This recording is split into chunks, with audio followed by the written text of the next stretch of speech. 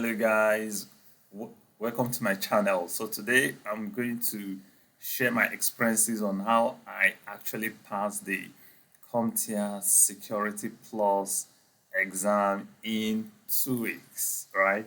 So I took the CompTIA Security Plus SYO-701 exams and in 2 weeks and I actually aced it, right? So I'm going to be sharing my experiences with you, the kind of timetable I follow, the resources I follow, and some sample questions I'm going to share with you. Sample questions, not from my exam, but sample questions to actually let you understand the format, right? The format of how the questions will come, right? Some practice test.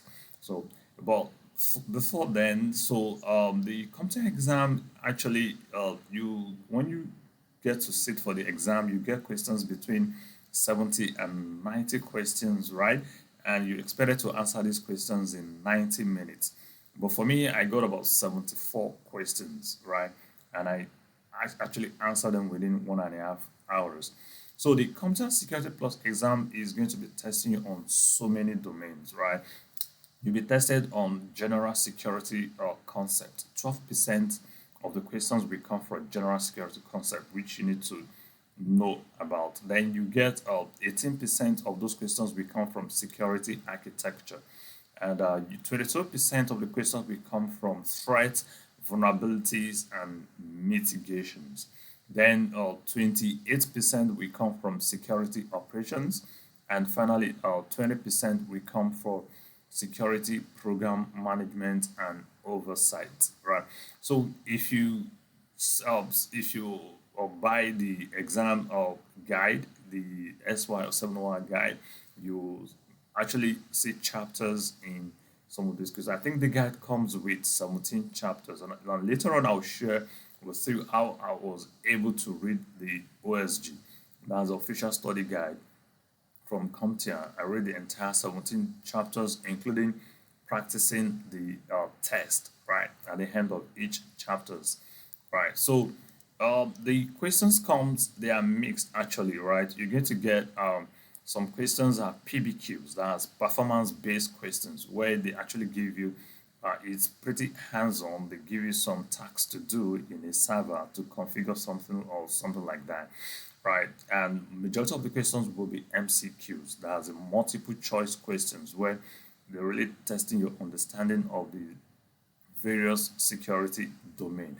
And you need to know this, that CompTIA is going to try and test on abbreviations. You're going to get things like BCR, things like you know abbreviations that you really need to know the meaning. Things like AUP, acceptable use acceptable use policy, things like IDS, things like SIEM. You really need to know them, because once I'll show you sample questions later on where you'll see the questions and the options to choose from. You see the whole abbreviation, so you need to know what they are. So it's not about just knowing the concept. So you really need to know the concept, right?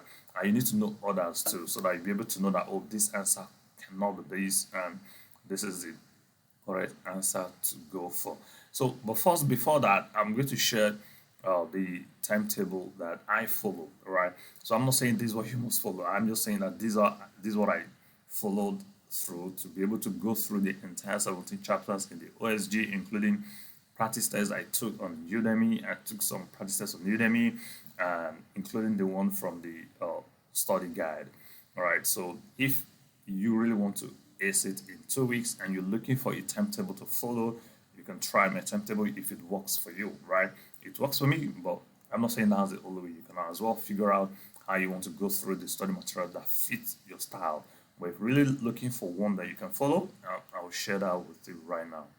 So guys, here is the timetable that I followed to really ensure that I really want to study for these things, or for this exam in 14 days, and on the 15th day I went to take the exam. So this is a kind of sample timetable that I prepared for myself to really keep the pace on and follow through with it. So day one, if you're using the official study guide, it has 17 chapters, right, spread across the 5 domains that the exam is going to test you on. So on day one, I was studying a chapter. I studied chapter 1 and 2 of the official study guide, and for me, I like taking notes. So once I study, I take notes because these notes will be what I will use for my revision, like the few days or few hours to the exam. So I like to revise. So I take notes while reading those chapters. So day one, I read chapter 1 and 2. Right, and this also include answering the practice test that comes at the end of every chapter. So I'll make sure I'm getting 70 to 80% of those questions. I'll sum it up, look at the ones I got wrong and the ones I got right. Right. Then day two, I read the chapter 3 and 4 of the official study guide. Right. Day three, I read the chapter 5 and 6. Day four, chapter 7 and 8. Day five. So the way I was reading the chapter, not at a sitting for me, right? Because I go to work also during the day. So I was reading, like, you notice that each day I read 2 chapters. So in the morning I'm going to read 1 chapter, right? Really understand it. Then in the evening I'll read the second chapter. But you can be flexible with this. However, it suits you. If you want to sit down and read the 2 chapters at a go, it's okay. But just find the one that fits your style, fits your soul, what you're comfortable with. So day five, I read chapter 9 and 10. Day six, I read chapter 11 and 12. Day seven, I was reading chapter 13 and 14. Day 8, 15 and 16. Then on the ninth day, that was when I actually completed the chapters. So I read just chapter 17 of the OSG, right? Then on day 10, what I did was to revise.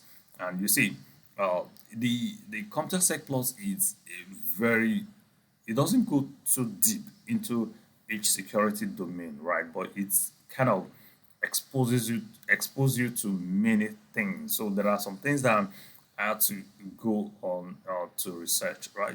You can do some Google search, you can use ChatGPT to try and explain some terms that are not clear that you need more explanations, right? So I was revising my notes and the some terminologies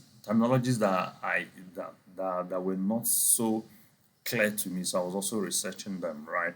Then the 11, I did watch some YouTube videos, right? So the 11 in the morning, I was going to I watched some YouTube videos on the CompTIA Sec Plus, and read like the tutorial, like to also try and understand something. Then in the evening, I took some practice tests.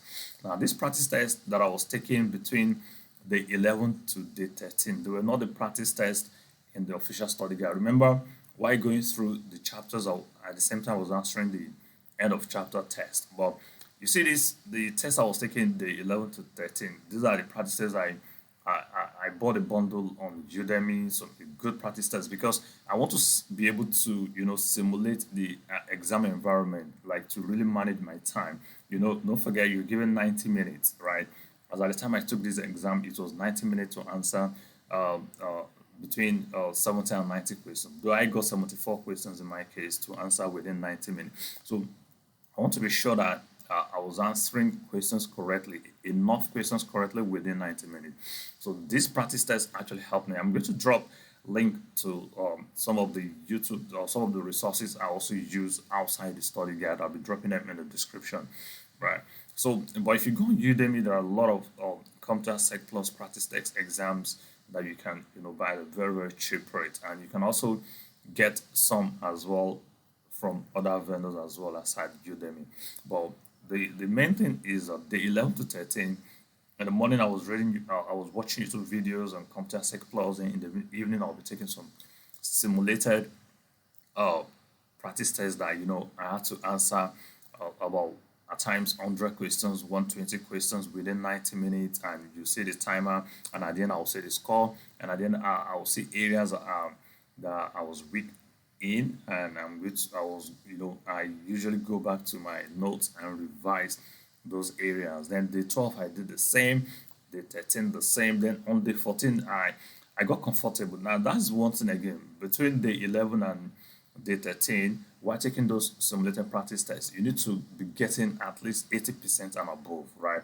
But for the practice, make sure you condition yourself, try and make sure you're those practice tests you're acing it, you're getting 80% and above, right?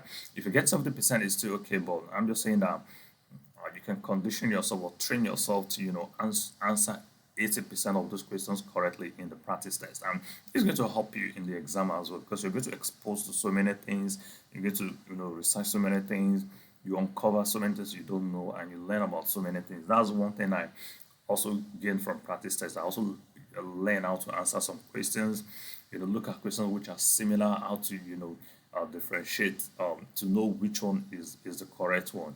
So day 14, what I did in day 14 also was now to do a general revision of my notes. Then I flashed through acronyms. You see, this ECPOS exam is going to try and, bring you so many acronyms in the options, right? And you really need to know what they are. So if you don't know what the acronyms, what they are, you might not be able to, answer a particular question. So if you don't really know what acronyms, for example, if you don't know what BCR is, and the question is asking about business continuity, right?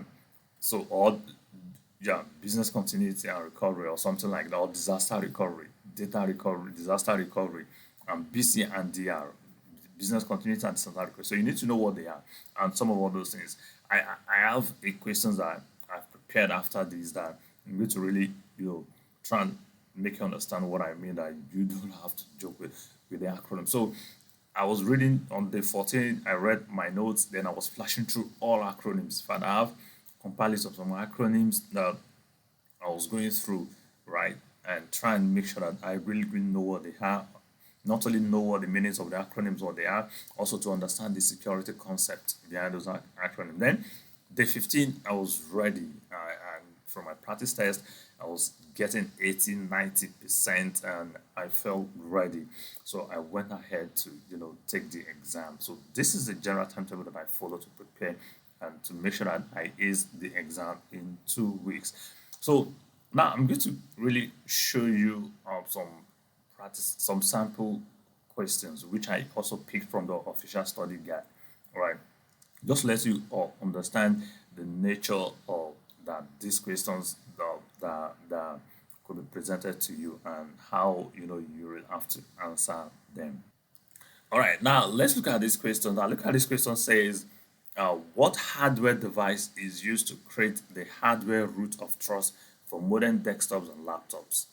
Right, hardware root of trust. Right, hardware root of trust needs to do with a kind of security built into your computer hardware, whether either desktop or laptop.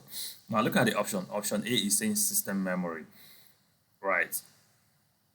Option B says HSM. Option C says the CPU. Option D is saying the TPM. See, you really need to know what HSM is, what CPU is, and what TPM is. And this is the point I was trying to make earlier. So HSM is hardware security module. The CPU means the central processing unit, the CPU. And TPM is the trusted platform module. So if you're talking about hardware root of trust, that has to do with, storing encryption keys in the hardware of the systems and something like that. So it has to be the TPM.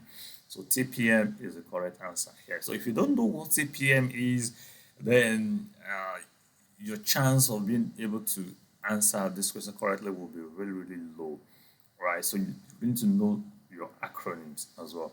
So let's look at the next question I have here. Samantha is investigating a cybersecurity incident where an internal user uses computer to participate in a denial of service attack against a third party. So what type of policy was most likely violated? You see, Samantha investigated an incident where there's a user that's using a computer for what he or she is not supposed to use it for, right? In this case, using it for a denial of service attack, right? And it's against a third, using that attack against a third party. So what policy? So you need to know some of this, the acronym. Now look at what we have here. We have the BPA, SLA, AUP, MOU. BPS, business process agreement, I guess. Then SLA is service level agreement. AUP is acceptable user policy, and MOU is memorandum of understanding. So you get, so if you really know your acronyms, the answer will be the acceptable user policy, AUP. But it is the AUP that organizations can, specify what you can do, what you cannot do, or what a system, or what you can do with something, or what you cannot do with it, right? Those are the that. So you have that agreement, the acceptable user policy. That policy states what you can do, what you cannot do. So that would be the right choice for that. So finally, I have another question here that not really testing you on the uh, acronyms, right? But plainly trying to test you whether you know some of these security concepts. In this case, different kind of password attacks. So you really need to know some of these things. That's why I say the CompTIA Sec Plus exam is so broad, and you really need to, go through it, keep your notes, and really know some of this before you attempt the exam. So you really need to come to the exam well prepared, knowing some of these security concepts. So let's look at these questions. Gary is reviewing his system's SSH logs. SSH is secure shell. SSH logs and sees logins for the user named Gary with passwords like password 1, password 2, and all the way to password D. All right, so many different passwords.